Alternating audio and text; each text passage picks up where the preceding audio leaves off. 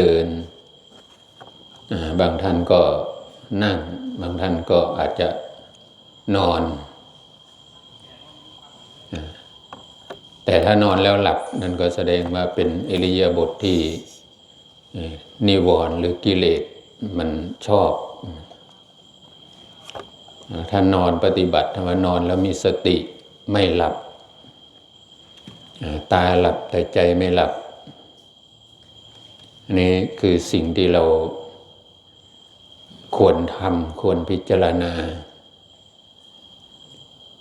ทุกวันนี้เรื่องของทางศาสนาของเรามันจะมีอะไรวุ่นวายหลายๆอย่างทางฝ่ายโลกฝ่ายธรรมทางฆราวาสก็มีหลายสำนักขึ้นมาจูนกันส่วนมากก็มีแต่ผู้ศึกษาระดับสูงยกระดับการศึกษาปริยัติมาถกเถียงกันแล้วก็ไปลงที่ว่าคนนั้นดีคนนั้นไม่ดีสำนักนั้นไม่ดีในตำหนิกันสุดท้ายก็เลยกลายเป็นทะเลาะกันผ่านดาวเทียมใครดีใครเลวแล้วก็มันเป็นเรื่องของส่วนบุคคลแต่ถ้าตามหลักศาสนาจริงๆแล้วพระพุทธเจ้าไม่เคยไปตำหนิใครแม้แต่ลัทธิอื่นท่านก็ต้องระวังทั้งดีก็รู้ว่าพื้นฐานของเขาเป็นอย่างไรพระพุทธเจ้าไม่เคยตำหนิแต่พระพุทธเจ้าพูดถึงเรื่องที่เป็นมาเป็นอยู่แล้วก็จะเป็นไปสิ่งไหนทำแล้วจะทำให้ตกต่ำสิ่งไหนทำแล้วจะทำให้เจริญรุ่งเรืองถ้าท่านจะตำหนิเฉพาะคนที่ใกล้ชิดคนที่อยู่ในวงคนตนเองนี่นะที่บอกพระอานนท์หรือบอกใครๆบอกว่าเราจะกระหนาบแล้วกระหนาบอีกนะเอาเฉพาะคนที่อยู่ในวงนี่ไม่ได้ตำหนิข้ามลัทธิไม่ได้ตำหนิข้ามวงนะนี่เพราะว่าทุกวันนี้มันกลายเป็นทะเลาะกันแล้วทางลัทธิศาสนาอื่นเขามองว่าเราทะเลาะกันเด้เขาไม่ได้มองว่าคนนั้นผิดคนนี้ถูกก็เหมือนกับในเขตตำบลของเรานะสมมติว่ามีพระวัดหนึ่งทะเลาะกันคนอีกตำบลหนึ่งก็บอกว่าพระตำบลนั่นผิดกันอีกแล้วเขาว่าจังสี่เด้หน่อยคนที่สุดที่มันสิลงไปหูจักว่าองค์นั้นผิดองค์นั้นถูกนั่นนะอันนี้ทุกวันนี้ทำออกโซเชียลมันก็เลยฟังมันเป็นขัดในใจนี่นะเพราะถ้าผู้ที่หวังจะไปนิพพานจริงๆนะมันไม่มัวไปตำหนิคนอื่นหรอกต้องตำหนิตนเองให้มากที่สุดอย่างพวกเราที่มาเนี่ยก็มาศึกษามาทำตามกฎตามระเบียบเราจะพอใจหรือไม่พอใจคือสิ่งที่ท่านพาทำเวลาฟังธรรมที่ผมขึ้นมานี่ท่านก็ไม่ได้กำหนดว่าให้เวลาเท่าไหร่บางทีผมอาจจะพูดถึง4 ทุ่มก็ได้แต่ก็อย่าขัดเคืองกันบ่ต้องกำหนดเนาะเวลาฟังธรรมให้กำหนดเวลาเล่นไล่นะเอาให้ตายตัวหลดเวลาสนทนากันกำหนดไว้ว่าเอาเท่านั้นนาทีเท่านี้นาทีได้บ่นั่นนะแต่เวลาปฏิบัติธรรมนี่กำหนดอย่างให้เป๊ะเลยนั่นนะโดยทั่วไปนี่มันก็เลยเป็นจังสี่ในทุกวันนี้มันกำลังจะมีอะไรหลายๆอย่างเพราะฉะนั้นแล้วมันเป็นเรื่องของตัวบุคคลเราต้องดูเราให้มากที่สุดผู้ปฏิบัติจะดูที่ตนเองเพราะมันมีครบทุกอย่างในตัวของแต่ละคนถ้าตราบใดที่เรายังไม่ถึงอริยะเราจะมีทุกอย่างอยู่ในตัวของเรานี่ทั้งดีทั้งชั่วทั้งผิดทั้งถูก มีทุกอย่างทุกรสทุกชาติอยู่ที่เราเนี่ยเพราะว่าร่างกายอันนี้มันตั้งไว้ด้วยธาตุสี่แล้วก็ขันธ์ห้านี่อันนี้9 ตัวแล้วมันยังมีความโลภความโกรธความหลงมานะทิฏฐิอันนั้นละเอียดลงไปอีกเป็นตัวที่มาควบคุมธาตุสี่กับขันธ์ห้าอีกแล้วมีผู้อยู่ละเอียดลงไปอีกกามตัณหาภาวะตัณหาวิภาวะตัณหานั่นคือผู้บังคับบัญชาที่บังคับให้เราทำบังคับให้เราพูดบังคับให้เราเป็นเบี้ยล่างของมันอยู่ตลอดเวลาเพราะฉะนั้นผู้ที่จะเข้าไปเห็นในตัวที่ว่านี้อย่างชัดเจนอย่างถูกต้องจริงๆนะท่านให้ทำจิตใจของเราให้มีหลักก่อนผู้ที่เห็นก่อนแล้วค่อยสงบทีหลังนะมีน้อยมากมีอยู่แต่น้อยมากใน100 คนไม่มีคนหนึ่งใน1,000 คนไม่มีคนหนึ่งใน100,000 คนไม่มีคนหนึ่งไม่รู้ว่ากี่คนถึงจะมีได้คนหนึ่งที่รู้ก่อนแล้วค่อยสงบแต่ส่วนมากนะต้องสงบก่อนทำจิตของเราเนี่ยให้มันอยู่แบบไม่ต้องมีอดีตไม่ต้องมีอนาคตไม่มีเมื่อวานไม่มีพรุ่งนี้นี่คือเป้าหมายของการปฏิบัติแต่ทำยังไงล่ะเรื่องของสภาวะได้อยู่ภายในนี่ไม่ให้คิดอย่างหนึ่งมันคิดอีกอย่างหนึ่งเราสกัดไว้ไม่ให้มันคิดอย่างนี้มันก็คิดไปอีกอย่างนั้นยิ่งเราตั้งใจว่าจะหยุดคิดความที่จะคิดสิ่งที่จะคิดยิ่งขึ้นมามากนั่นเพราะอะไรอาจจะเป็นเพราะว่ายังทำไม่ถูกจุดประมาณปี 2538 ผมไปเที่ยวจะว่าธุดงค์ก็ไม่ใช่ดอกไปเที่ยวไป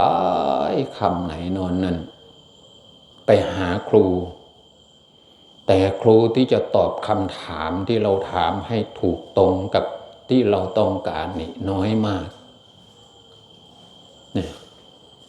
ไปเห็นอาจารย์องค์หนึ่งที่อำเภอหนองบัวชอไปเล่าตอนแรกท่านก็ถามเรื่องจิตนี่นะถามเรื่องใจว่ายังไงเดี๋ยวนี้ปฏิบัติยังไงผมพยายามจะสกัดกั้นหรือบังคับความคิดของตนเองไม่ให้คิดเรื่องดีไม่ให้คิดเรื่องชั่วไม่ให้คิดเรื่องโลภไม่ให้คิดเรื่องธรรมมันคิดอะไรขึ้นมาคือข่มไว้ท่านบอกว่านานมันผิดแล้วดูสิเราทำแทบเป็นแทบตายแต่ท่านบอกว่าเราทำผิดทางแหละไปสนใจมันทำไมสังขารโน่นมันต้องลึกลงไปกว่านั้นอวิชชาโน่นอวิชชามันอยู่ที่ไหนที่นี่เราก็ได้ยินแต่ว่าข่มไว้ข่มใจมันมาอันนี้เราได้ยินเราเคยได้ยินได้ฟังมาเนี่ยถ้ามันพอพูดให้ท่านฟังท่านบอกนานมันผิดแล้วพอท่านว่าผิดแล้วท่านไม่สงท่านว่าสังขารธรรมชาติของสังขารที่เราคิดอยู่ทุกวันนี่ครับมันเป็นเรื่องของสังขารเนี่ยไม่ใช่ใจแล้วก็ไม่ใช่เราด้วยตั้งแต่วันเกิดจนมาถึงวันนี้แล้วจะถึงวันไหนก็ตามตราบใดที่เรายังไม่เข้าใจไม่รู้ด้วยตนเองว่าสมาธิคืออะไรนะเราจะไม่รู้เลยว่าสิ่งที่มันคิดอยู่ทุกวันนี่ว่าไม่ใช่เรานะถามว่าคิดอย่างนี้จักมันคิดมันว่าผู้ใดคิดใจ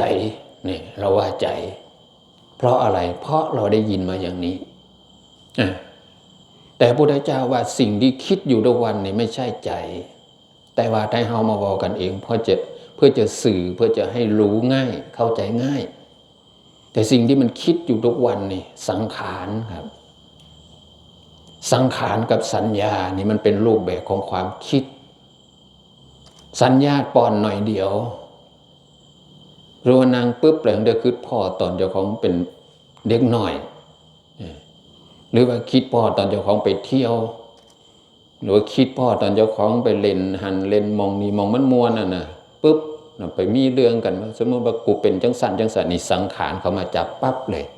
แต่เราไม่รู้ตัวว่าสัญญากับสังขารมันทำงานซ่อนกันซ้ำใดห้ามบ่ฮู้จักมันเร็วนะเร็วมันเกิดอยู่มองเดียวนี่มันขึ้นอยู่มองเดียวแต่คนละตัวใครล่ะใครที่จะมองเห็นมันที่จะเข้าใจมันตัวเราจริงๆอยู่ที่ไหนนี่เพิ่นมาให้หาตัวเฮาพ่อเฒ่าพ่อแก่บอกว่ามอมเอ้ยบวชเข้าไปแล้วหาเจ้าของให้เห็นเด้อลองมองกันสิว่าหูจักนะหูจักโม่ซะก่อนเด้อจังสึกนี่อันนี้เฮาก็ฟังอังเดียวก็จื้อได้อังเดียวก็จื้อบ่ได้มันหูจักแล้วนะโม่ก็ท่องได้แล้วเจ้าของอยู่ไสเจ้าของต้นนางโคโลอยู่นี่เท่านี้มันคิดเท่านี้ตอนที่ผมบวชใหม่ๆเนี่ยพรรษาแรกนี่ไม่รู้ครับฮอดบ่ฮู้เมื่อสมัยเจ้าของเป็นพระตอนใดขึ้นไปในโบสถ์ก็มีพระอุปชามีคู่สวดมีพระนั่งอันดับสิเป็น20พุ่นล่ะมื้อผมบวชนะพระนั่งอันดับอันพอแล้วเพิ่นว่าเป็นพระแล้วได้บาดนี่นะเฮาปัดเพิ่นเว้าพุ่นเด้เฮาบ่ฮู้เมื่อเลยว่าเฮาเป็นพระตอนใดมีศีล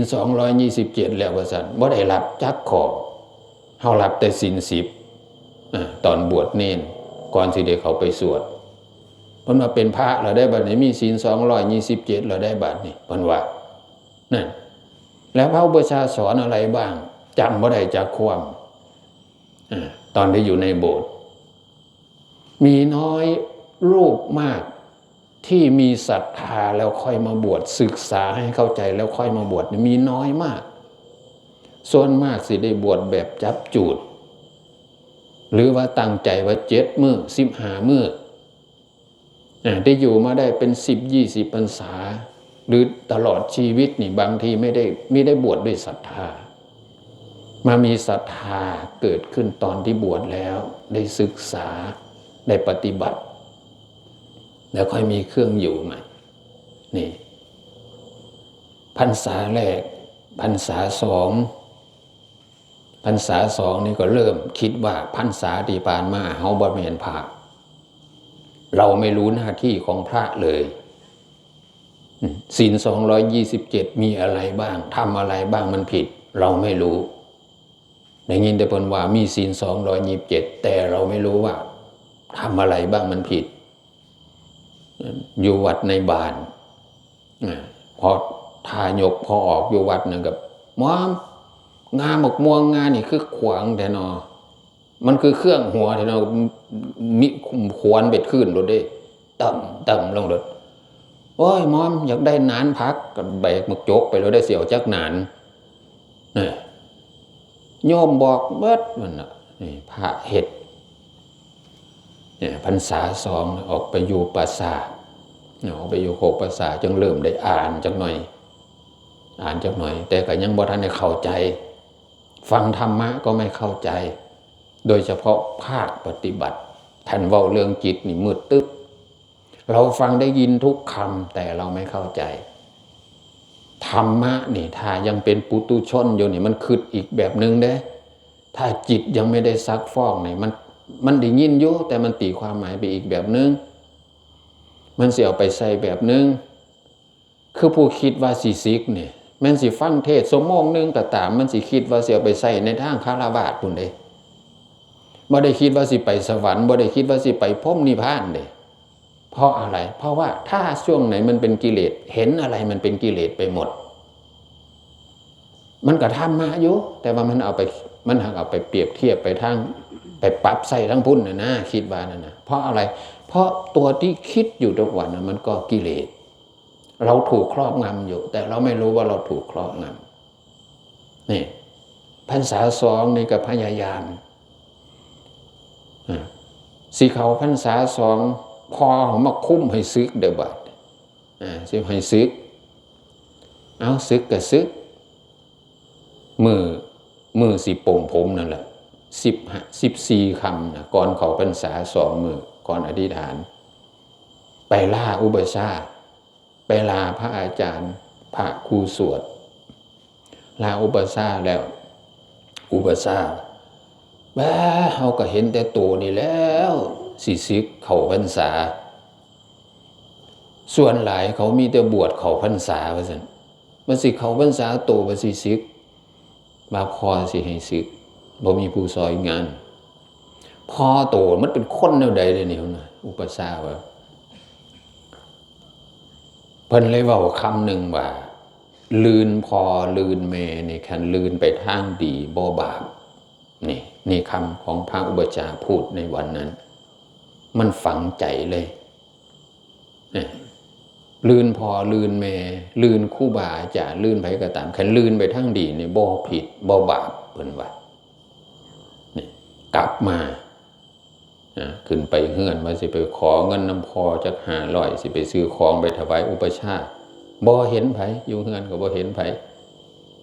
บ่มีผู้อยู่จักเฮือนลงมาวัดเห็นหมู่กำลังปลงผมบัดนี้มื้อ14 ค่ำปลงผมน้ำหมู่ซั่นเด้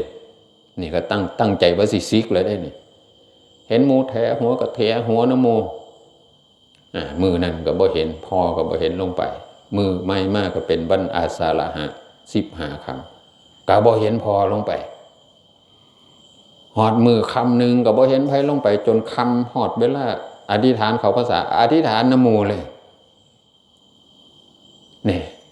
กายอยู่จนมาหอดมือนี่เพิ่นบ่ได้บอกบ่มาบอกอีกจักเตือว่าสิให้สิกเดี๋ยวนี้เพิ่นตายแล้วล่ะถ้าพอพรรษา2ก็ยังไม่เข้มข้นพรรษา3นี่สิเข้าพรรษา3นี่เลยอธิษฐานว่าสิปฏิบัติแต่ไม่มีครูแล้วเราก็ไม่รู้แล้วก็ไม่มีครูสอนตอนนั้นเราก็ยังไม่รู้จักใครอยู่ในนวโกวาทนั่นหลายๆท่านก็คือสิอ่านมาแล้วศีลสมาธิปัญญาการสำรวมกายวาจาให้เรียบร้อยชื่อว่าศีล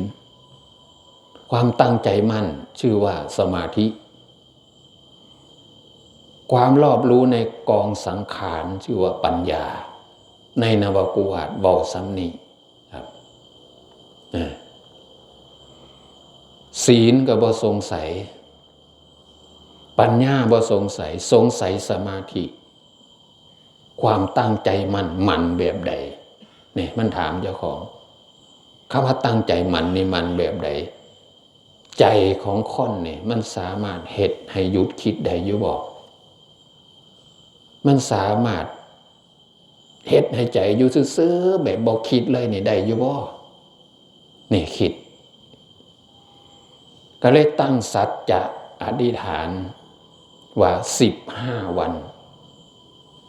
15 มื้อนี่สิตั้งให้ความคิดอยู่กับพุทโธตั้งแต่ตื่นนอนจนหอดยามนอนอีกบ่ว่าสิไปไสสิย่างบิณฑบาตย่างสิบ่สนใจไผสิตานี่ให้มันไปเซิงหน้านี่เซิงตรงๆสิบ่งวกซ้ายงวกขวาแม่นสิเกิดหยังขึ้นก็ตามแขนหันก็ต้องหันไปเบิดโตไปตามทางกฎทางเดียวตั้งสัจจะเบิ่งว่าเวลาเดินไปกับพุทโธไปไสก็ตามเข้าห้องน้ำห้องส้วมบ่ว่าสิเฮ็ดหยังอยู่ก็ตามก็ยังคิดเวลาไปนั่งทายก็คิดห่อตอนกินข้าวเวลากินข้าวคันบ่คิดนำพุทโธก็คิดเห็นตอนนั่งทายนั่นน่ะกินมื้อนี้แซ่บๆมื้ออื่นพอไปทายออกนี่ก็คิดอยู่ซะนี่ก็มันวางความคิดซุมนั้นก็มาพุทโธบ่ฮอด15 มื้อประมาณ3 วันผิดปกติความผิดปกติเกิดขึ้น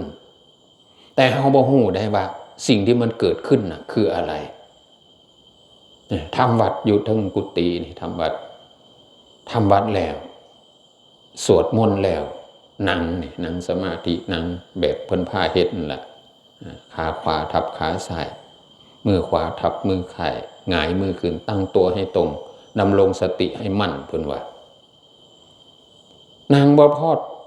น่าสิบ่ถึง10 นาทีนะมันรู้สึกว่ามันดังบึ้มลงไปนั่นนะคล้ายๆมันมีความรู้สึกว่าคือเฮานี่ทะลุลงไปในพื้นกุฏินั่นนะสะดุ้งเบิดแห้งมันคิดว่ากุฏิหักกุฏิที่นั่งเนี่ยมันเกิดอีหยังขึ้นเหลียวเบิ่งซ้ายเบิ่งขวามันยังปกติอยู่ย่างลงมาตารางมันเอาไฟมาส่องเบิ่งขางกุฏิเบิ่งพื้นเบิ่งตรงเบิ่งขางก็มันยังปกติอยู่นี่แล้วมันเสียงอะไร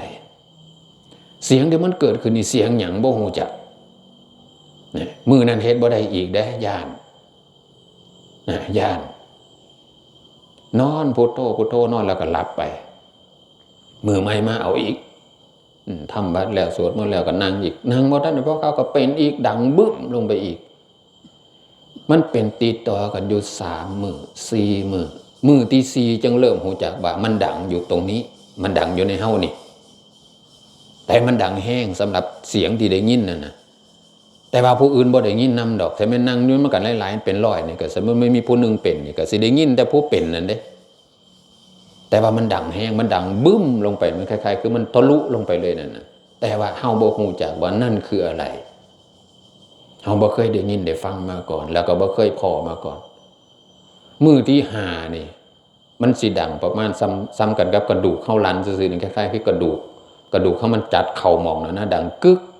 ก็เลยโอ้มันอยู่นี้นี่มันดังอยู่นี้เริ่มเห็นมันเริ่มเห็นนี่คือเห็นความผิดปกติที่มันเกิดขึ้นอันมาฮอดมองนี่แล้วนี่พุทโธนี่ครับผู้ใดเฮ็ดก็ตามเวลาหันใจเขาเฮาสิว่าพุทโธคันผู้บริกรรมพุทโธเด้หันใจออกโธหันใจเข้าพุทคันมาฮอดจุดนี้แล้วนี่คันเฮาตั้งใจว่าสิภาวนานี่เฮาบ่ได้เว้าพุทโธได้บัดนี่ผู้เว้าพุทโธน่ะมันสิมีผู้หนึ่งอยู่ผู้หันใจนี่ผู้หนึ่งผู้เว้าพุทโธน่ะผู้หนึ่งผู้เบิ่งอยู่น่ะอีกผู้หนึ่งนี่มันสิเห็น3 ตัวแล้วเด้นั่งอยู่คือลมนี่มันเข้าไปปุ๊บมันสิมีผู้หนึ่งเว้าพุทโลดคันลมออกมามันก็โธโลดซ่อมแต่ว่ามีผู้หนึ่งนั่งเบิ่งอยู่นั่งเบิ่งผู้นี้เฮ็ดพุทโธนี่ผู้นี้เป็นผู้เว้าพุทโธผู้นั้นเป็นผู้หันใจจังซี่นะนี่อันนี้คือสิ่งที่เราไม่เคยเห็นที่เฮาได้ฟังคันบ่ได้เคยสวดในเปธรรมจักรนั่นน่ะที่พระพุทธเจ้าไปสอนปัจจวัคคีย์น่ะสิ่งที่เราไม่เคยรู้ไม่เคยเห็นมันเห็นแล้วสิ่งที่มันไม่เคยเกิดมันเกิดแล้วเรารู้แล้วสิ่งที่ไม่เคยได้ยินได้ฟังมานั่นน่ะนี่มันคำแปลของมันน่ะนี่มาฮอดบางนี้จังสิเข้าใจว่าที่พระพุทธเจ้าบอกว่าธรรมที่เรามาแสดงแล้วเหมือนใบไม้ในกำมือแต่ที่เรายังไม่แสดงเหมือนใบไม้ในป่าเนี่ยพวกเขามาฮอดซ้ำนี่ก็เริ่มเข้าใจแล้วบัดนี้เพราะอะไรอย่างเพราะทุกสิ่งทุกอย่างที่มันมีอยู่น่ะมันบ่มีสื่อครับเกิดขึ้นแล้วสิฮู้จักเองนี่ที่พระพุทธเจ้าลงท้ายในสวากขาตาว่าปัจจตังเวทิตัมโบวินโยหินะเป็นสิ่งที่ผู้รู้ก็รู้ได้เฉพาะตนที่เฮาสวดแม่นเลยลงไปมองนี่ผู้เข้าไปฮอดมองนี่สิฮู้จักเองนี่เพราะนั้นสมาธิสงบเย็นแสนใจเย็นบ่มีครับขันยังเย็นอยู่ขันยังฮ้อนอยู่ยังบ่ทันได้ฮอดจุดมันเพิ่งเริ่มต้นแต่ขันลงไปฮอดฐานมันแล้วไม่มีบ่มีคำว่าฮ้อนบ่มีคำว่าเย็นบ่มีคำว่าเขาบ่มีคำว่าเฮาบ่มีกลางเว้นบ่มีกลางคืนบ่มีทุกข์บ่มีสุขไม่มีอาการอะไรเลยขันลงไปฮอดฐานมันแล้วเด้ขันมันถอนออกมาแล้วจังฮู้จักว่าสุขก็คือสุขบ่มีแนวเปรียบเทียบใส่บาดในโลกอันนี้นี่ที่พระพุทธเจ้าจึงว่าปัจจตังเวทิตัมโบวินโยหิเป็นสิ่งที่ผู้รู้ก็รู้ได้เฉพาะตนเสียมาอธิบายใส่สิ่งที่เขาเคยผ่านมาคันว่าเย็นมันก็บ่ได้เย็นคือห้องบ่ได้เย็นคือน้ำแข็งนี่พวกเข้าไปเท่านั้นสิเข้าใจสิฮู้นี่อันนี้เห็นความผิดปกติที่มันเกิดขึ้นนี่มาเลยมาเบิ่งมันนี่เวลาหันใจเข้าบ่นี่เฮาเบิ่งแบบพอหันใจเข้ามันพุทโธของมันพุทโธบัดนี้พอหันใจไปประมาณ5 นาทีหรือ10 นาทีนี่ลมมันเหี่ยได้บัดนี่หันใจเข้าไปพุทนั่นทีแรกมันยาว ยาวปรากฏว่ามันบ่หันใจออกมันเข่าอย่างเดียวมันเว้าแต่พูดถ้าเว้าโทบ่ได้เว้าจักเทื่อย่านใจขาดเป็นมื่นตาโอ้ยมันคือบ่หันใจออกจักเทื่อนะมันย่านเว้ยเนี่ยย่านหยังย่านตายเนี่ยอันที่จริงลมมันกลับออกมาแล้วเฮาบ่ฮู้เมื่อมันละเอียดเนี่ยมันละเอียดเกินสติเราแล้วบัดนี้เกินความรู้สึกเฮาแล้วนี่มองนี่คันผู้ใดบริกรรมกับ10ข้ออาจสิบ่พอคือกันแต่ว่าต้องพ่ออย่างใดอย่างหนึ่งเว้นไปแต่สิดิ่งบึ๊บลงไปกับหมอดตึ๊บเลยน่ะหายวับไปเลยนั่นน่ะนี่อันนั้นก็อีกแบบนึงคันผู้จังสั้นนี่สอนหมู่บ่ได้คล้ายๆคือภาพปัจเจสงบดิ่งลงไปกับหมอดตึ๊บเลยน่ะซุมนั้นบ่มีปัญญาเพิ่นว่าเป็นแบบสุขวิปัสสโกนี่ขันเป็นขันเป็นตอนลงไปแต่ละขันแต่เราเห็นจนกว่าสิเข้าใจแต่ละขันจังผ่านนี่พวกนี้สิสอนหมู่ได้สิบอกหมู่ได้นี่แต่ผมนี่เป็นมันสิเป็นใหญ่ขึ้นก็เป็นน้อยลงก็เป็นแต่เฮาบ่ฮู้จักดอกว่าตอนนั้นมันเกิดอีหยังขึ้นมีแต่ย่านบัดเฮาตัดโตย่านออกนี่บัดนี้ในขณะที่เราปฏิบัติเนี่ยอย่าให้มีความกลัวแล้วก็อย่าให้มีความอยากบ่ต้องให้มีอยากน้อยๆก็ตามบ่ได้ย่านน้อยๆก็บ่ได้คือมันโตมันย่านคือย่านตายเป็นหลักคันเศร้าย่านตายบ่ย่านจักแนวในโลกอันนี้คันว่าย่านผีย่านหันย่านนี่ก็คือลงสุดท้ายมองเลิกๆก็คือย่านตายตัดออกหอดเวลาตายมันตายอยู่ดีบ่มีหยังเฮ็ดก็ตายนั่งอยู่ซื่อๆก็ล้มทวนลงรถกินข้าวหยังตัวอยู่บ่ทันได้กินก็ล้มทวนลงรถก็บ่อึดนี่ถึงเวลามันเป็นเพราะฉะนั้นใครมันสิตายให้มันตายเลิศตายตอนปฏิบัตินี่ได้บุญหลายคิดเท่านั้นแล้วก็ว่างบัดนี้เอาพุทโธอย่างเดียวมันสิเกิดอีหยังขึ้นบัดนี้มันเร็ว มันเร็วเขาลมมันเร็วเขาเฮาบ่ได้บังคับได้เบิ่งลมเขาปึ๊บปั๊บนี่พุทโธปึ๊บดังปึ๊บปรากฏว่าคือเทียนมอดนี่นะปึ๊บมิดซีรีเลยบาดนี่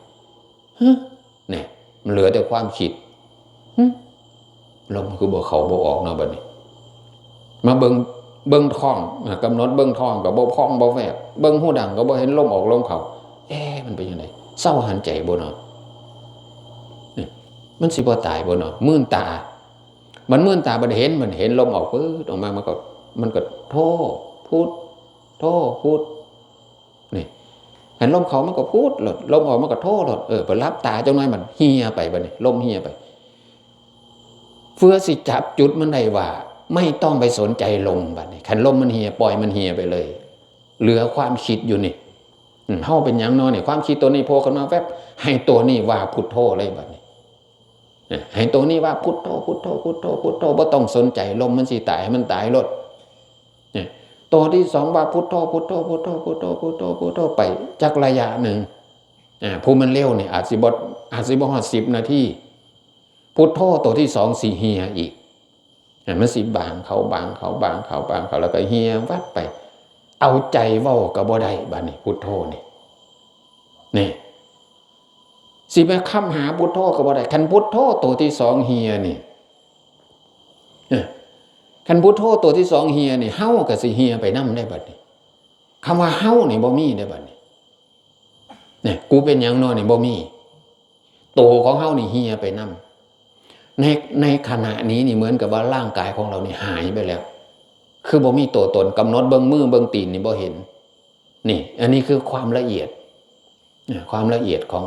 ของจิตว่าซั่นเนาะแต่มันยังอยู่2ตัวบัดนี้ยังอยู่2ตัวสิว่าสติกับจิตก็ได้หรือว่าสติหรือว่าจิตกับผู้รู้ก็ได้ยังอยู่2ตัวนี่จะไม่มีคำบริกรรมใดๆแค่2ตัวนี่เห็นกันแล้วนี่จ้องกันเบิ่งนี่เบิ่งกันถ้า2ตัวนี้เคลื่อนก็ไปยับไปหากันไปปุ๊บเข้ากันนี่ปุ๊บเหลือ1เดียวบัดนี้นี่เอกคตานี่แหละคือฐานของมันคันในตำราก็ว่าอัปปนาสมาธินี่แหละอัปปนาคันไปฮอดอัปปนานี่1เดียวลูกตัวเดียวไม่มีเราไม่มีเขาไม่มีผู้หญิงไม่มีผู้ชายไม่มีกลางวันไม่มีกลางคืนบ่มีอีหยังทั้งสิ้นเลยเบิดจักรวาลนี่มีตัวลูกนี่ตัวเดียว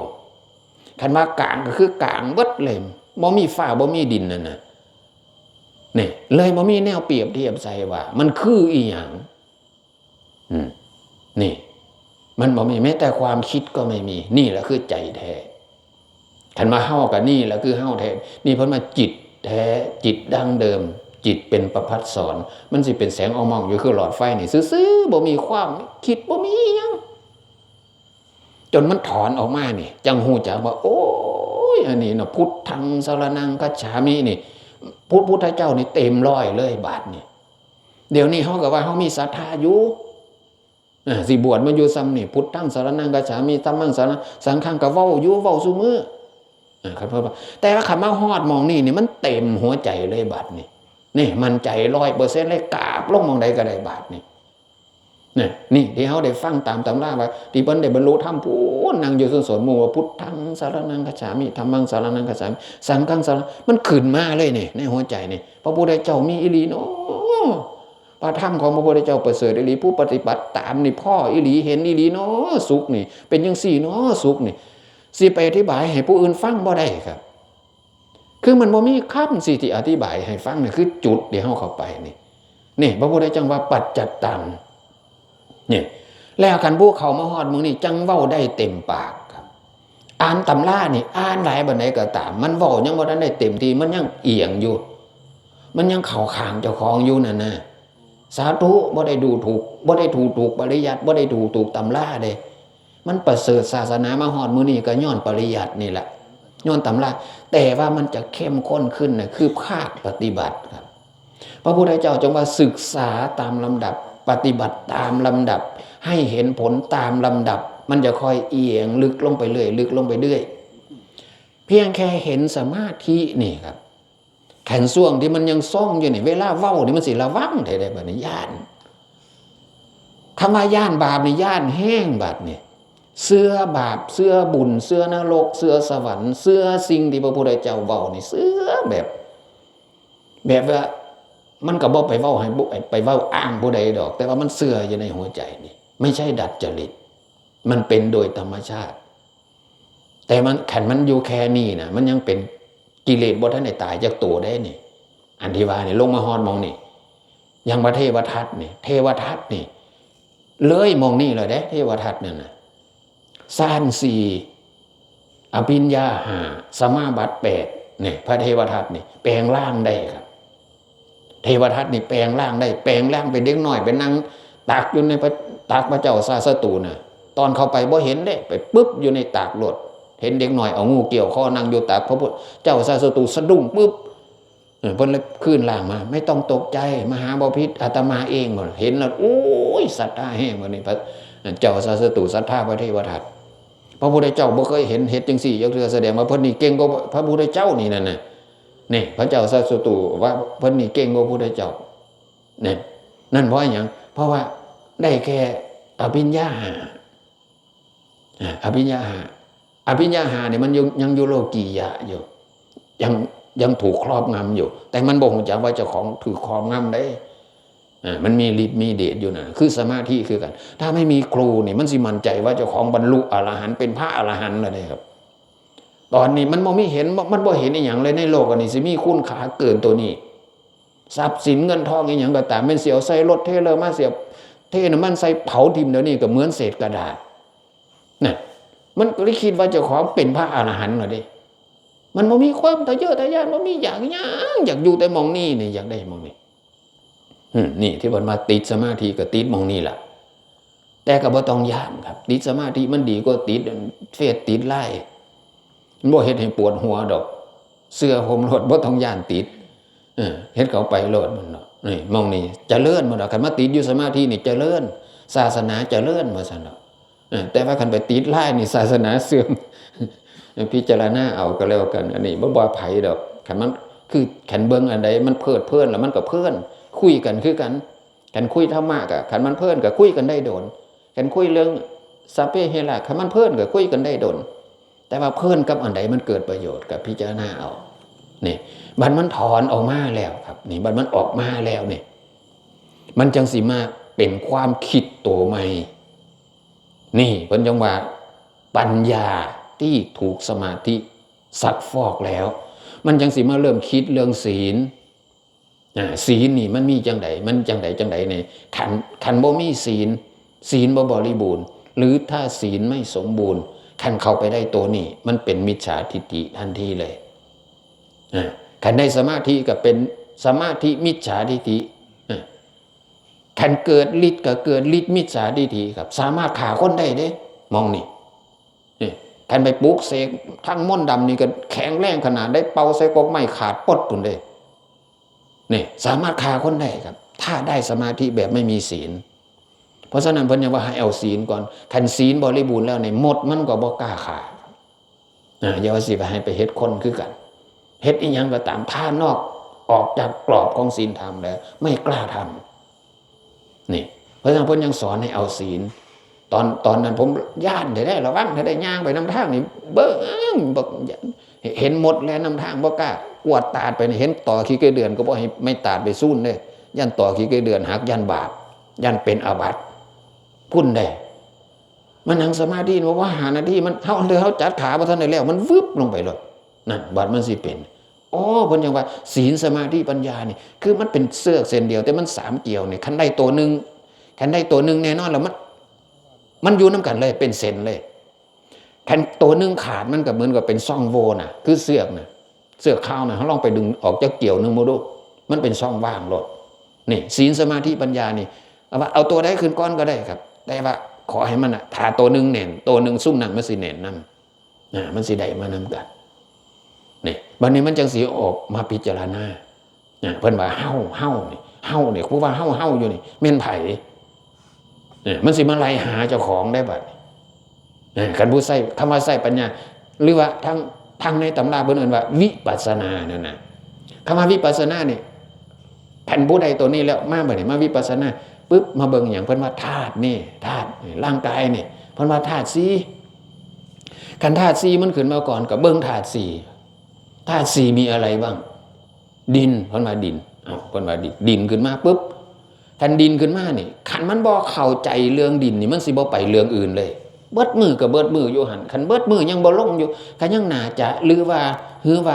น่าจะสิเป็นจังซี่คันมีน่าจะอาจจะอยู่นี่ไม่ใช่มันสิไล่เบิ่งแบบผมนี่อันนี้ก็ผมนะมันเป็นดินอยู่บ่สมมติว่าเอาผมออกนี่มันเป็นหนังนี่เอ็นนี่กระดูกนี่ไล่ลงไปเบิดนี่มันก็เป็นตับเป็นไตเป็นไส้เป็นพุงเพิ่นคือว่าดินนี่มันคือบ่ไม่คือบ่มีดินอยู่นี่นะไล่ไปไล่มาแล้วแค่นนี่พึบเลยคล้ายๆคือดับพึบลงไปเลยนั่นแสดงว่าเข้าใจเลยคำว่าขึ้นมานี่เฮาสิคิดเห็นจุดใดอาจสิคิดเห็นจุดว่าตอนหมาตายบอกหรือตอนนั้นยังตายบ่ได้เผาบ่ได้ฝังอยู่ๆมันก็เปื่อยจนเหี่ยไปจนกระดูกมันเหี่ยไปซุ่มที่มันเปื่อยไปมันไปใส่หมดบัดสุดท้ายมันกลายเป็นขี้ดินสุดท้ายกลายเป็นดินตัวที่หยาบตัวที่แข็งศีรษะก็มูยังเส้นผมนี่กระดูกนี่ศีรษะก็มูแต่ว่าสุดท้ายคือกลายเป็นดินทั้งหมดสังเกตเบิ่งว่าโกรธโหลที่อยู่น้ำธาตุนั่นที่เขาเอากระดูกใส่ธาตุแล้วเป็น100 ปีนั่นไปเบิ่งมันสิมีขี้ดินอยู่ในหั่นแต่ฝามันปิดสนิทอยู่เป็นหยังคือมีดินเพราะกระดูกน่ะมันกลายเป็นดินไปเท่าละหน่อยนี่นั่นคือธรรมชาติแค่มันเข้าใจปุ๊บแล้วนี่มันสงบลงไปเลยไม่ต้องบริกรรมบัดนี่พอมันโผล่ขึ้นมาอีกถอนออกมาอีกปุ๊บตัวใดสิขึ้นมาบัดนี่ตัวใดสิให้พิจารณานะมันสิขึ้นมาก่อนเลยดินไปแล้วทั้งเธอไฟขึ้นมาก่อนถ้าน้ำขึ้นมาก่อนปุ๊บก็น้ำมันมีอย่างในอยู่ในนี่มันสิไหลเบิ่งน้ำภายในน้ำภายนอกน้ำมีอย่างต่างๆไหลจนเห็นน้ำเบิดนี่อันนี้เนาะธาตุนะท่านเข้าใจแล้ว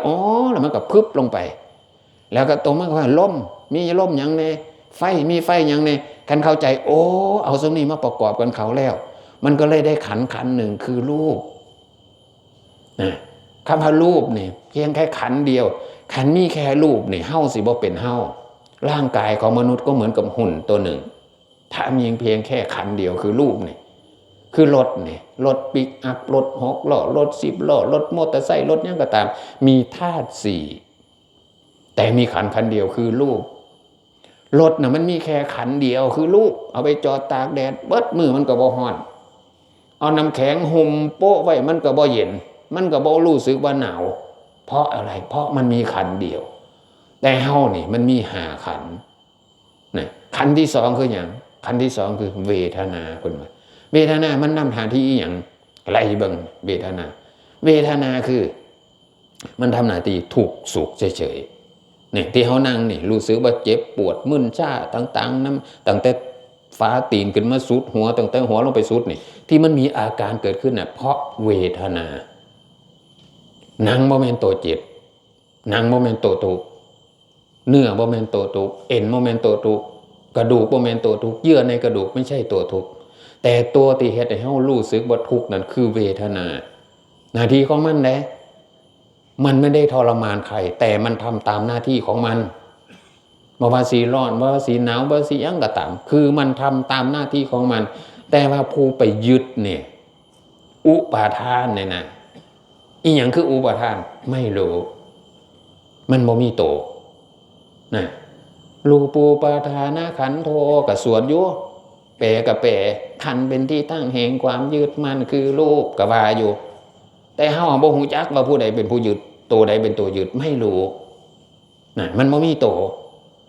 แต่สรุปแล้วพอมีอาการนั่นแหละคือยึดคันเขาไปฮอดมองนี่มองสงบนี่ยังขี้ไล่ก็คือลมหายใจเฮียนี่ครับ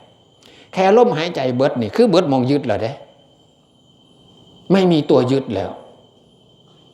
มันสิเจ็บมันสิปวดก็ตามบ่มีตัวไปรับรู้แล้วแค่ลมหายใจเฮียนี่คล้ายๆคือมันว่างเบิดเลยนี่กับตัวเขานี่เหมือนวัตถุโปร่งแสงคันพุทโธเฮียตัวที่สองนี่ไม่มีอะไรเลยบัดนี้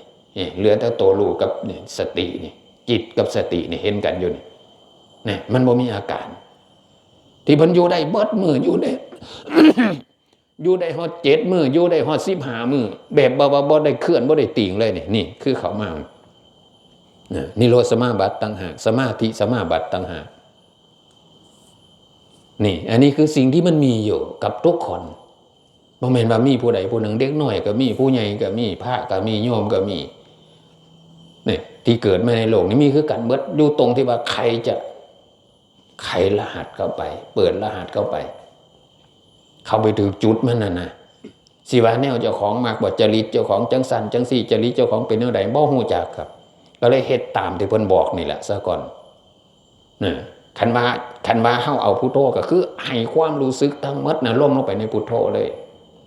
นี่คันมาไล่ธาตุไล่ขันธ์ได้หมดแล้วธาตุ4เป็นจังซี่นี่ขันธ์ธาตุ4ขันธ์5เวทนามันทำหน้าที่จังซี่โอ้ตัวเจ็บนี่เวทนามันทำงานมันคือว่าเวทนาเนาะเวทนานี่ไม่มีตัวครับบ่มีโตบ่มีแม่บ่มีเชื่อแต่มันมีอยู่เครื่องมือทางวิทยาศาสตร์ตรวจไม่ได้จับไม่ได้เวทนาเนี่ยแต่มันมีอยู่แล้วนี่ได้นี่เครื่องเอ็กซเรย์ตรวจบ่พอเครื่องอุลตราซาวด์ตรวจบ่พอตัวเวทนาเนี่ยคันว่าเจ็บหัวเขาไปหาหมอเขาตรวจเบิ่งเอ็กซเรย์เบิ่งเขาก็เห็นแต่เส้นเอ็นกับกระดูกตัวที่ทำให้เจ็บไม่เห็นแต่มันมีอยู่เบิ่งมันมันแม่นบ่เนี่ยสงสัยจนว่าอ๋อนี่แหละถ้ามาคือเห็นคนตายคนที่ตายเนี่ยหนังก็เหลือ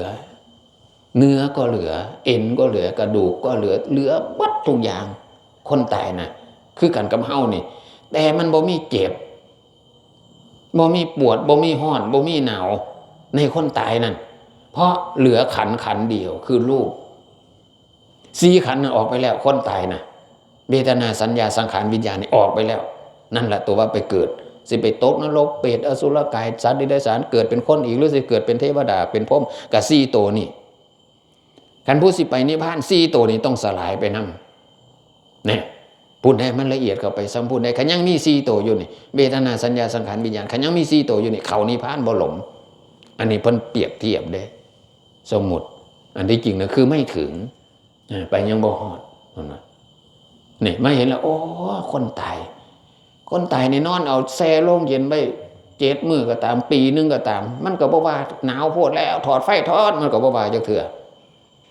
นี่เพราะหยังเพราะมันไม่มีตัวเจ็บไม่มีตัวทุกข์นะเวทนามันก็ทำหน้าที่แค่ว่าทุกข์สุขเฉยๆสัญญาบัดนี้คือความคิด ครับที่ว่าสัญญาแต่ว่าในตำราเพิ่นว่าความจำได้หมายรู้เพิ่นว่าแม่นว่าล่ะมันมาจังซี่ก็สังขารคือความปรุงแต่งเนี่ยสิเข้าใจบ่ความจำได้หมายรู้หมายถึงอะไร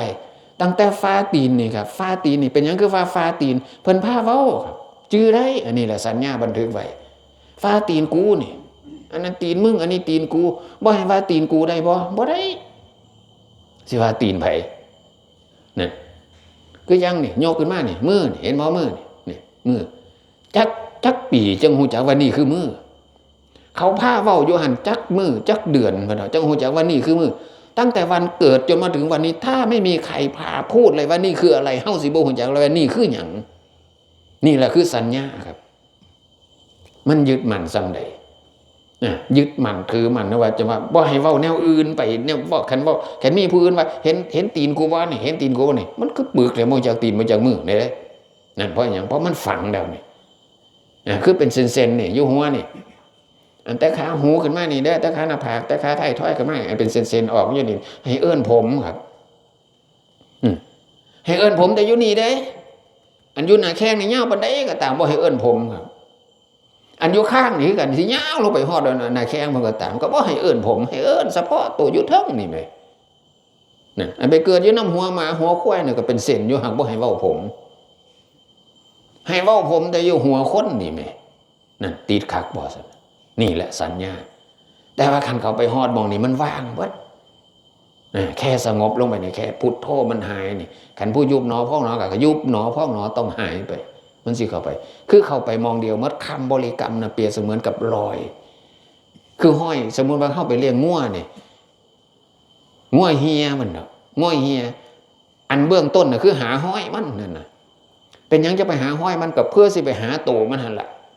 โอ้มันไปทางนี้ไว้สงสัยไปหน้าผู้นั้นไปโคกนั้นคักๆก็นำห้อยมันไปคำบริกรรมเปรียบเสมือนกับรอยมันครับบ่แม่นโตที่สิเอาคันไปเห็นโตมันแล้วนี่คือว่าคือเห็น2โตนี่ทิ่มห้อยเลยครับบัดนี้ไม่สนใจรอยเลยหรือว่าสิได้ยินเสียงสัญญาณที่เฮาแขนไว้ในคอมันนั่นน่ะมันก็แล่งหรือมันก็ลงก็แล้วแต่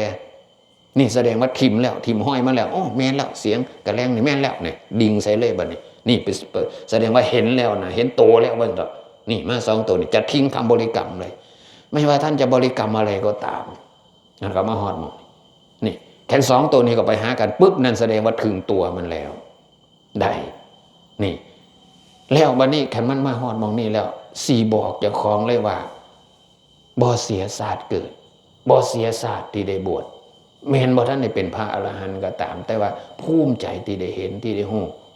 นี่มันสิเห็นใจของคักขึ้นมาชัดเจนขึ้นมาอีกนี่ในเรื่องที่มันมีได้มันเป็นอยู่มันถอนออกมาแล้วมันจังมาฮู้จักคิดมันสิคิดเปิดมือก็ตามบัดนี้บ่ปวดหัวเพราะมันสิคิดแต่อยู่ในนี้มันถอนออกมานี่ตอนมันทรงอยู่ในสมาธิอยู่นี่คันคิดอยู่ในสมาธินี่ตอนพุทโธเฮียแล้วนี่เฮากำลังคิดเรื่องนี้อยู่นี่มันได้ยินเสียงดังตุ่มหรือว่าอีหยังดังบึ้มบึ้มบั้มลงมานี่มันบ่ตกใจครับเพียงแค่ฮู้จักว่าเสียงหมาเฮาเสียงคนเว้าเสียงไม้หักเสียงหยังดังบึ้มลงมาก็โอ้หน้าไม้หักนี่แต่ก่อนมันสิสะดุ้งตกใจนั่นน่ะแต่คันมาฮอดมองนี่แล้วมันบ่ตกใจมันบ่สะดุ้งมันบ่ย้านนี่ซ้ำเป็นคนผู้ใหม่เด้ซ้ำเป็นคนผู้ใหม่ขึ้นมาเลยมันจิตใจนี่แค่มันได้ฟอกกันอยู่เลยบัดนี้พิจารณาตัวนี้สงบลงไปปุ๊บแล้วก็ถอนออกมาพิจารณาตัวนี้สงบลงไปแค่มันเที่ยวเข้าเที่ยวออกเที่ยวเข้าเที่ยวออกอยู่สิมันสิเป็นวัดสีนั่นคือความชำนาญนี่คือตามหลักมันเพิ่นว่าแค่คิดอย่างเดียวเลยเอาอยู่เบิดมื้อเบิดคืนบ่เศร้าก็เสียได้แค่สงบอย่างเดียวบ่มาพิจารณาเลยก็เสียบ่สุดท้ายเพราะมันสิเสื่อมมันยังเป็นโลกียะอยู่บ่มันเสื่อมกับโจโลอยู่คือคนธรรมดานี่เด้มันเสียได้มันเสื่อมได้เพราะฉะนั้นเพิ่นยังว่าให้เฮ็ดเบิ่งให้ฮู้โดยตนเองสิ่งนี่สิเป็นบาปสิ่งสิเป็นบุญมันสิเกิดขึ้นมาเฮาสิเข้าใจเฮาสิฮู้เองมันนี่เพิ่นว่ารู้โดยตนเองเข้าใจโดยตนเองคันบ่มีคู่นะโอกาสหลงมันหลายผู้เคยสั่งสมบารมีมาหลายนี่แค่ลมหายใจมันเหียขันแรกนี่พอเข้าไปขันที่2นี่เพิ่นว่าอุปจาระนี่มาฮอดมองนี่สิเห็นครับขันผู้เร็วทางเห็นเด้ สิไปเห็นเทวดาบ่เห็นผีบ่เห็นเมืองนรกบ่เห็นสวรรค์บ่นี่คือสิเห็นนี่ห้องอุปจาระนี่ดีบ่ดีก็เห็นฮอดมืออื่นบ่ได้เห็นฮอดมือฮื้อบ่เห็นอนาคตได้ครับมืออื่นคนสิมาหาสิขี่รถสีนั่นทะเบียนหมายเลขทะเบียนเท่านั้นมาจากคนผู้หญิงจากคนผู้ชายจากคนนุ่งหูจักละเอียดเบิดซ้ำเบิ่งในวิดีโอแล้วนั่นนะนี่กันผู้มันเร็วทั้งนั้นเคยสั่งสมบารมีมาหลายนั่นนะนี่มันเป็นญาณตัวหนึ่งเห็นจริงบ่จริงครับแต่ว่าผู้เห็นนี่มันบ่ทันได้จริงแต่สิ่งที่เห็นน่ะจริงแน่นอนแต่คันไปหลงอยู่นำหมู่นั้นเสื่อมได้บัดนี้บัดสุดท้ายเสียเพราะอะไรเพราะคนสิมาหาหลายคนมาหาหลายบ่มีเวลาเฮ็ดบัดนี้บ่มีเวลาพัฒนามันสิเสื่อมเอาไปมากก็ค่อยถึกแน่ผิดแน่ถึกแน่ผิดแน่เอาไปบัดสุดท้ายก็มีแต่ผิดอย่างเดียวแล้วบัดนี้เสื่อมลงบ่มีผู้ใดมาหาแล้วบัดนี้นี่อยู่หลวงปู่เจียนะหลวงปู่เจียน่ะลูกศิษย์เพิ่นน่ะปฏิบัติเข้าไปเห็นมองว่านี่เพิ่นว่ามาบอกหลวงปู่ว่ามื้ออื่นหลวงปู่จะมีคนมาหา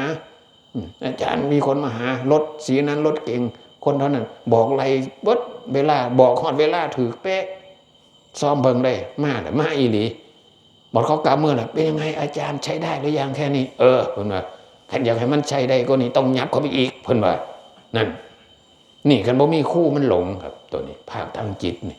แต่ว่าคู่มันก็หาอึดแหละมันยากลงไปแต่ก็ย่านอย่างกี่ไรใครมันเห็นไม่ลดมันสิเสื่อมก็มันเสื่อมหรอกว่าแต่เห็นนะคือเงินล้านเนี่ยว่าแต่ได้เท่านึงแล้วใส่เบิดแล้วก็ตามเพราะได้เว้าอ้างมูนะกูเคยได้เงินล้านอยู่นั่นนะอันนี้ก็คือการบวชเขามากับอย่างกี่ไรใครมันเห็นกันมาเห็นตัวนี้แล้วมันขันจิตลงมาส่งอยู่มองนี่มันสิบ่ไปเถียงไผเด้ขันเว้าขึ้นมานี่แม่นหรือบ่แม่นมันหูจักเลยในใจนี่มันหูจักปุ๊บเลยอย่างเฮาเบิ่งใน YouTube เบิ่งยังเขากำลังเทศกำลังเว้ากันในเว้าเรื่องนี้ดิผู้นี้บอกคือผู้นี้บอกแม่นไม่ตาถือหลักอยู่กันผู้นั้นว่าก็ฮู้จักโลดมันขึ้นมาในนี่นั่นน่ะมันฮู้จักโลดแต่มันบ่สิไปคัดค้านผู้ใดดอกมันถือบ่ถือแม่นบ่แม่นก็คือมันคันคุยกันโตๆนี่ก็จังคุยกันให้มันลงโตคันเขาเสียงดังๆนี่ก็งิบฟังนี่อันนี้คือโดยธรรมชาติก็คำว่าเมตตาสงสารนี่มันเลื่อยสงสารครับขันมาฮอดมึงนี่มันเป็นเมตตาโอบอ้อมอารีมันแพงขันว่าแพงกับแพงไปหมดแพงฮอดมดตัวน้อยๆนี่ย่างเข้าไปห้องส้วมนี่เห็นมดลอยอยู่นี่บ่กล้าเทน้ำลงนี่มันเกิดขึ้นมานี่เองมันบ่ได้ดัดจริตอันแบบว่าไปย่างเหมือนมดอยู่นั่นบ่กล้าย่างขวมมันอยากให้หมู่เห็นนั่นบ่แม่นนั่นมันเป็นอยู่ในเจ้าของนี่ก็ไปธรรมดาของเจ้าของนี่บ่ได้เอ็ดเพื่อสิอ้างคนอวดคนคันอดอาหารในส่วงนี่คันจิตมาฮอดมองนี่ยิ่งอดอาหารยิ่งชัดมันดอกคันมันบ่ทันได้คันนั่งอดอาหารแล้วอดมื้อ1 2มื้อแล้วแฮงคิดหลายแฮงอยากให้คนย่องเจ้าของจังซั่นซี่นี่เพิ่นมาอัตตะกิลมัฏฐานุโยคคันเฮ็ดแล้วมันเห็นธรรมน่ะบ่เป็นอัตตะครับเฮ็ดโลดสิอดเดือนนึงก็อดโลดแค่อดแล้วมันเห็นธรรมแค่อดแล้วเพื่ออยากให้เขามาย่องว่าเจ้าของเก่งเจ้าของอันนั้นนี่ก็ยังว่าอัตตาแค่อดแล้วมันจิตมันว่างปฏิบัติง่ายนั่งสมาธิมันฟึบเข้าไปโลดนี่มันมวนเลยครับขั้นตอนมันเห็นนี่มันมวนอยู่ผู้เดียวเฮานี่แหละย่างไปนี่ปากนี่ได้ครบไว้เพราะมันอยากยิ้มนั่นนะย่างไปคือบ่ได้เหยียบขี้ดินนี่นะนี่มันเกิดขึ้นนี่เพิ่นจะว่าปัจจัตตังแท้ละมันเกิดขึ้นอยู่กับเฮานี่นะนี่มองมันขังเอามานั่งสวดมนต์อยู่นี่นะโมตัสสะภะคะวะโตอะระหะโตสัมมาสัมพุทธัสสะนะโมตัสสะภะคะวะโตทำวัดนี่ตังโขปนะภะคะวะตังเอวังเธอทำวัดบ่ทันได้แล้วนี่เฮานี่มันวึบเข้าไปคล้ายๆคือมันถอยวึบเข้าไปอีกห้องนึงนั่นนะมันมี2คนนี่มานั่งอยู่นี่นั่งผู้นึงอยู่ข้างซ้ายผู้นึงอยู่ข้างขวานี่สวดนะสวดบทเฮาสวดนี่มั้ยสวดบ่บัดมื่นตาขึ้นมาแม่นเฮาสวดบัดรับตาไปบ่ทันได้พอ2-3 นาทีเฮาวึบเข้าไปมันเป็น2 คนนี่สวดมันเกิดได้ยังขึ้นเนาะบัดมวนได้บ่นี่ครับแทนที่เฮาสิดีนสิญาติเฮามวน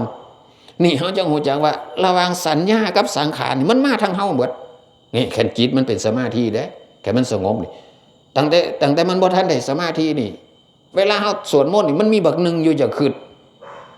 ทางเดียวบัดคิดเห็นตอนผมมื้อวานนี่มื้อเช้านี่กูเฮ็ดอันนั้นบัดหลงได้บ่นี่ตั้งนะโมเฮากูได้พอ3 จบแล้วบ่เนาะเพิ่นว่านี่นั่งเดี๋ยวมื้อนึงมืออื่นบอกเขาว่าสิมาหับได้สวดกำลังสวดมนต์ไปคือเห็นมืออื่นพันหลงน่ะนะนี่คือบัก2 ตัวนี่แหละ คันมันมานำเฮาแล้วบัดนี้เวลาเฮาสวดมนต์มันก็สวดนำเวลาเฮาภาวนามันก็ภาวนานำมันเลยบ่ได้สับสนนี่อันสัญญากับสังขารนี่ครับมันเป็นตัวได้เป็นเฮาคือตัวเฮานี่เด้เพราะฉะนั้นนะผู้เพิ่นเก่งทางจิตนี่เพิ่นยังว่ามันอยู่ในกระตัวของเฮานี่มันซ่อนกันอยู่ใน7สั้นพุ่นเด้อันที่มันเหลียวเห็นอยู่ในแค่สั้นเดียวนี่ตัวเนื้อหนังนี่สั้นที่2ที่3ที่4ที่5ไปนะเฮาบ่เห็นแต่พอจะเห็นได้นี่คือ2ตัวนี่2ตัวนี่อาจารย์ผู้ใดเคยถือผีอำอยู่นี่ตั้งแต่ผมบวชพรรษา2นะพรรษา2ออกไปอยู่บาซ่านี่ถือสูงมากคันมื้อใดนอนก่อน4 ทุ่มนี่แม่นเลยว่าซั่นดอกมันสิก่อนสิมาสิมันสิเป็นวืบวาบเลยในกระตัวของเฮานี่ฮู้จักเลยเอามาอีกแล้วฮู้จักมาอีกแล้วคันหลับตาไปจังน้อยนี่แม่นอึ๊บเลยมันติงบ่ได้ห้องก็ห้องบ่ได้ผีอำมันแต่มันเป็นบ่โดนดอกมันบ่ทันบ่เข้ามันออกไปก็เตะนำเฮืองเถือว่ามันประตูลันกักหลดอันลันกักบ่แม่นผีต่ำเด้มันเฮาติ่งแห้งนั่นนะประตูมันเลยดังมันคือเก่งแท้ผีนี่กลายมาอำฮอดพาบ่มันเก่งหรือคือบ่มาบอกเลขนั่นนะเอาไปเอามาแล้วมาเบิ่งพรรษา6นี่เริ่มฮู้จักตัวนี้พรรษา3ประมาณพรรษา3พรรษา4ได้ยินนั่นน่ะนั่งอยู่ในกฎไปงานปริวาสจังซี่ล่ะผมนั่งสมาธิอยู่ในกฎแต่ว่าได้ยินอาจารย์เพิ่นสนทนาธรรมกันกับลูกศิษย์เพิ่นว่าจิตทับจิตทับจิตมันเป็นอาการคือผีอำนี่เพิ่นว่าจิตทับจิตจิตนี่มันมีจักโตจิตนี่มันคือสิทับกันนะตอนนั้นบ่ทันเข้าใจบัดนี้ผมก็ไปปีนั้นประมาณพรรษาน่าสิพรรษา6นี่แหละไปเที่ยวบ่แม่นไปทุดงดอกไปเที่ยวพายกดพายบาทไปนำบ้านนั้นบ้านนี้ไปบัดนี้บ้านนั้นบ่มีวัดนั้นบ่มีพระผมเลยเข้าไปพักบัดนี้ก็ไปบิณฑบาตยามมื้อเช้าไปบิณฑบาตกลับมาก็เลยว่าหั่งเถื่อมีโยมมานำมาจังหันถ่าเบิ่งจักหน่อยเลยขึ้นไปนอนถ่าอยู่เทิงกุฏิเทิงระเบียงพอนอนลงบ่พอ5 นาทีนอนลงนี่ได้ยินเสียงคุยกันอยู่ในเนี่ยที่แรกว่าแม่นคนคุยกันอยู่ในกุฏิกุฏิคือจังบ่มีไผบัดฟังคักๆมันคุยกันอยู่ในเนี่ยในตัวเฮานี่แม่มันที่แรกมันเป็นอุ้มนั่นน่ะบัดฟังคักๆแล้วมันว่าเดี๋ยวกูสิไปนี่จะเข้านะมันว่านั่นนะเดี๋ยวกูสิไปนี่จะเข้าไปไสเด้นี่แล้วกูไปเข้าเดียวอย่าไปมันบักนึงว่าอย่าไปบักนึงว่ากูสิไปเข้าเดียวเพราะว่าสิไปเข้าเดียวมันลุกโผล่ขึ้นนี่ลุกจากตัวเฮานี่แม่เฮานอนเบิ่งอยู่ได้นี่มันลุกขึ้นนั่งโผล่อยู่เห็นตะขาแอวขึ้นมานี่มันส่วนหนึ่งมันยังฝังเฮาอยู่นี่ลุกดำปึ๊ดเด้ตัวมันสิไปนี่ดำตัวดำแต่มันดำใสได้ดำคือกระจกใสนี่นะตัวดำมันเดี๋ยวกูไปข้าวเดียวเด้อว่าซั่นบ่ต้องไปนะว่าซั่นอันหมอหนึ่งยังเว้ายังนอนอยู่ได้หมอเว้านั่นพอหมอนั้นโย่ว่าสิลุกหมอว่าจะไปนี่ยื้อมือขึ้นไปจับแขนหมอนั้นไว้อันเห็นแต่มือขึ้นมานี่ใสแค่ตัวบ่ให้ไปนี่ใสตัวสิไปนั่นดำไปจับแขนหมอนั้นดึงปึ๊บลงมาถกมานอนทับกันอึ๊บเป็นผีอำอยู่นั่นสิห้องก็ห้องว่าได้พอ2 ตัวนี้เข้ากันสนิทปึ๊บเฮาก็หายปกติจังก็เลยคือพ่อตอนอาจารย์เพิ่นว่าจิตทับจิตนั่นนะก็เลยคือพ่อเป็นจังซี่เนาะจิตทับจิตนี่ครับ2 ตัวนี่ที่มันเถียงกันอยู่ในเฮาเด้อสมมุติว่าผู้มักส่องพระย่างไปล้านพระย่างไปพระองค์นั้นงามคือบ่เอามาเฮ็ดหยังเนาะคือบ่เอาหรอกมันสิเถียงกันอยู่นั่นนะ2 ตัวนี้ละบักนึงว่าให้เอาบักนึงว่าบ่ต้องเอานั่นนะอันนั้นมานอนนี่มันยังว่าเถียงกันอยู่เด้นี่คันผู้ใดได้สมาธิยับเข้าไปจังหน่อยเนี่ยเฮานี่สิเป็นนั่งซื่อแต่ว่า2 ตัวนี้มันสิเถียงกันนี่แหละคือสังขารกับสัญญาครับมันมีอยู่ในนี่มันเป็นตัวเลยครับนี่อันนี้ผู้ปฏิบัติเท่านั้นสิเข้าใจละเอียดอ่านหนังสือนี่อ่านละเอียดปานใดก็ตามมันสิเข้าใจบ่ละเอียดสัมปฏิบัติคือกันกับบักพริกนี่เจ้าสิไล่แต่หากขึ้นฮอดยอดไล่แต่ยอดลงไปฮอดหากหมากสุกเป็นจังซี่หมากอ่อนเป็นจังซี่ดอกมันเป็นจังซี่คันบ่เคยซิมเบิ่งนี่รับรองบ่ฮู้จักรสชาติบักพริกครับคันได้แจ๊ะจังน้อยนี่เป็นจังซี่บ่เผ็ดอันนี้บ่บักพริกโลดบ่ต้องไปฮู้จักต้นมันว่าคำว่าบักพริกเข้าใจแล้วโลดอันนี้คือกันตำราคือกันคันในภาษาอภิธรรมนี่แห้งละเอียดยิบ วิญญาณ80ปุ่นไล่ไปเถียงกันพระอภิธรรมไปถามหลวงปู่ปฏิบัติเพิ่นบ่เคยเรียนหนังสือปู่จิตมีกี่ดวงหลวงปู่ยกนิ้วมือขึ้นนะภาษาอภิธรรมว่าจิต80ดวงอันนั้นเงามานเพิ่นว่าหลวงปู่อันนั้นเงามานว่าซั่น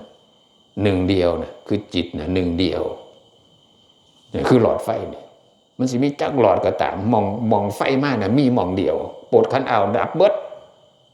นั่นมันมีมองเดียวเพิ่นเถาะมองต้นกำเนิดมันน่ะมองเดียวซุมนี้เงามันซื่อๆเพิ่นว่า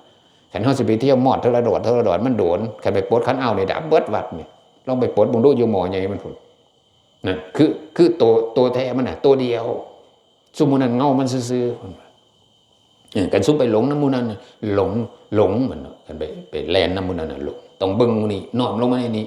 ผู้รู้น่ะสำคัญที่สุดเฮาสิเฮ็ดหยังอยู่ก็ตามผู้รู้น่ะสำคัญที่สุดคันสิว่าเฮากับผู้รู้นั่นล่ะคือเฮามันมีจักโตไล่เบิ่งครับธาตุ4นี่4โตนี่บ่แม่นเฮาขันธ์5โตนี่ก็บ่แม่นเฮาความโลภความโกรธความหลงมานะทิฏฐิ5โตอีกลงมาครอบก็ยังบ่แม่นเฮานั่นมันจักโตแล้วกามตัณหาภาวะตัณหาวิภาวะตัณหาอะไรลงไปอีกมันละเอียดลงไปเลยละเอียดลงไปบ่แม่นเฮาจักอย่างคันถอดซุมนี้ออกบ่นี่ไล่ลงบ่นี่ดินนี่แม่นเฮาบ่แม่นดินคือผมนี่คันดึงผมออกนี่มีเฮาบ่อยู่ในผมนี่คำว่าเฮายังอยู่พี่เด้อันนี้ผมอันนี้เพิ่นว่าสมมุติว่าผมซื่อๆเนี่ยมากองไว้นี่ผมนี่อยู่ในนี่บ่เอาออกมาเลยนี่มากองไว้นี่บ่มีเฮาอยู่ในนี่คำว่าเฮายังอยู่พี่อยู่นี่สมมุติเอาหนังออกในหนังนี่ก็บ่มีเฮาคำว่าเฮาบ่มีมันยังอยู่เลิกลงไปอีกอยู่ในเนื้อนี่มีเฮาบ่ในเนื้อก็บ่มียังเลิกลงไปอีกอยู่ในกระดูกนี่มีเฮาบ่มันสิไล่ลงไปเฮาอยู่ไสจนว่าถอดออกเบิดนี่เฮายังอยู่นี่โอ้เฮานี่มันเป็นเอกเทศเปรียบเสมือนกับรถกับคนขับรถเฮือนกับเจ้าของเฮือนคนละอย่างครับคนละตัวแต่มันอาศัยกันอยู่เป็นของคู่กันเมื่อฝ่ายใดฝ่ายหนึ่งแตกสลายทั้งสองฝ่ายก็สลายไปด้วยกันกันผู้ใดสามารถแยกให้มันเห็นชัดเจนก่อนที่สิฮอดมือนั่นน่ะนี่เพิ่นจังว่าครูประเสริฐสิประเสริฐซ้ำใดหรือสิประสาทก็แล้วแต่เฮาล่ะตัวที่อยู่ในเฮานี่ตัวที่ว่ามันเถียงกัน2ตัวนี่คันเฮาย่านนี่หยังมันสิเอาตัวนั้นได้มาหลอกคันเฮามักอันไหนมันก็เอาตัวนั้นได้มาอ่อยเพราะว่ามันฮู้จักว่าเฮามักหยัง2ตัวนี่เวลาไปเดินจงกรมอยู่ผู้เดียวอยู่ในป่านี่คันเฮาย่านงูมันก็สิเป็นงูมากเด้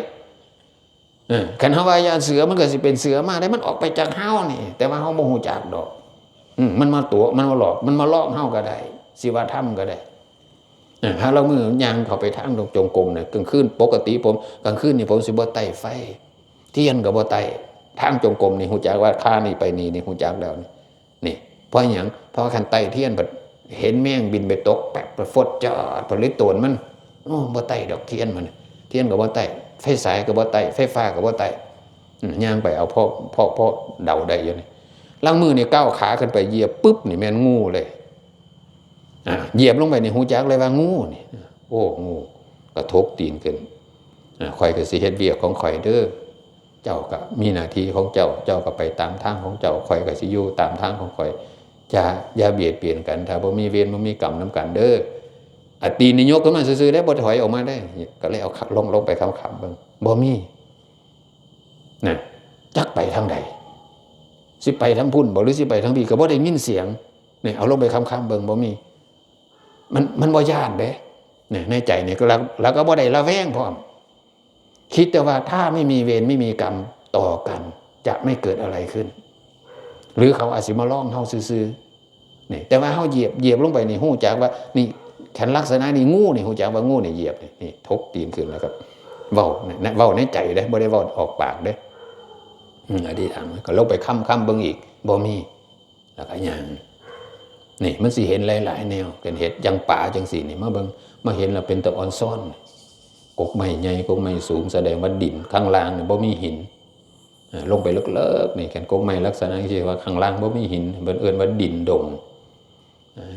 คันข้างล่างมีหินกกไม้สิบ่สูง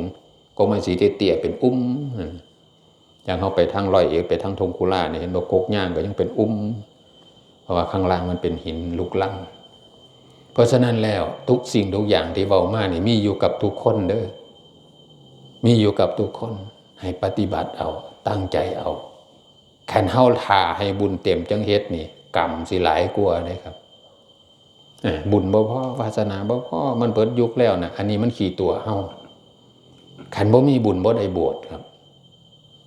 คันบ่มีบุญบ่ได้บวชมาเข้านาคนำผมนี่ศึกนาค3แล้วบ่ได้บวชเพราะอีหยังเพราะว่าคันบ่เป็นตาบวชผมก็บ่บวชบ่บวชให้เบิ่งไปซะก่อนเบิ่งไปซะก่อนเดี๋ยวมันก็หึงโพดเขาก็อยู่บ่ได้นั่นเพราะว่าใจเขามันบ่มาทั้งที่เต็มร้อยคันพาไปบวชเดี๋ยวผมก็พาไปบวชนำผู้อื่นเพราะฉะนั้นแล้วเฮานี่มีบุญหลายแล้วที่ได้มาบวชมาฮอดมื้อนี้อย่าว่าเจ้าของบ่มีบุญอยู่ตรงที่ว่าเราจะทำมั้ยทุกเบิดทุกคนครับเอาพระพุทธเจ้าเป็นตัวอย่างโลดไม่มีใครทุกข์เกินพระพุทธเจ้าบุญเต็มแล้วบารมีเต็มแล้วจังได้ลงมานะพระพุทธเจ้านะแต่ไม่มีใครทุกข์เกินพระพุทธเจ้า6 ปีเนี่ยเขามานอนบ่มีเลยครับ6 ปีนะไปศึกษาเบิ่งเลยตั้งแต่วันออกบวชจนถึงวันตรัสรู้นะ6 ปีนะคำว่านอนไม่มีเลยย่างเบิดมือนั่งเบิดขึ้นแต่ละมือช่วงที่บำเพ็ญทุกขละกิริยานะเดือนหนึ่งครับจังเปลี่ยนอริยบทเดือนหนึ่งครับ7 มื้อนี่ติ่งซื่อๆบ่ได้พลิกบ่ได้เปลี่ยนนั่งอยู่หม่องเก่านี่ใบไม้ตกลงมาก็กินใบไม้แทนบ่มีใบไม้บ่มีหญ้าก็คือบ่กินหยัง1 เดือนทุกบ่เฮามานั่งแค่10 นาทีแค่ชั่วโมง2 ชั่วโมงสิว่าอัตตากิลมาดนุโทบุญบ่หลายเฮ็ดไปมันสิเป็นบ้ามันสิเป็นอัมพฤกษ์อันนั้นอันนี้มันขี่ตัวนี่ตัวอยู่ทางในเนี่ยมันขี่ตัวซื่อๆบ่แม่นเฮาครับเบิ่งลงไปให้มันเห็นเฮาให้มันรู้จักระหว่างเฮากับมันอยู่ในนี่อันใดมันหลายเพราะฉะนั้นให้พิจารณาเอาเด้อเนาะก็คือพอสมควรแก่เวลาส่ำนี้แหละให้ไปพิจารณาเอาผู้รู้จักแล้วก็ขออนุโมทนานำอันผู้บ่ทันได้รู้จักก็ขอให้ตั้งใจไปเฮ็ดเพราะสิ่งทั้งหลายทั้งปวงอยู่ที่เราเท่านั้นด้วยบุญด้วยกุศลที่เราทำมาสร้างมาตั้งแต่อดีตจนถึงปัจจุบันขอให้บุญนั้นกุศลนั้นจงมารวมเป็นตบะเป็นเดชะเป็นภรวะปัจจัยลงมาสถิตในดวงใจของผู้ใฝ่ศีลใฝ่ธรรมใฝ่คุณงามความดีให้มีสติปัญญาแก้วกล้าไขว่คว้าขนขวายสั่งสมซึ่งบารมีธรรมทั้งหลายเพื่อจะก้าวไปสู่สันติสุขอันประเสริฐโดยการทุกท่านทุกคนเทอญ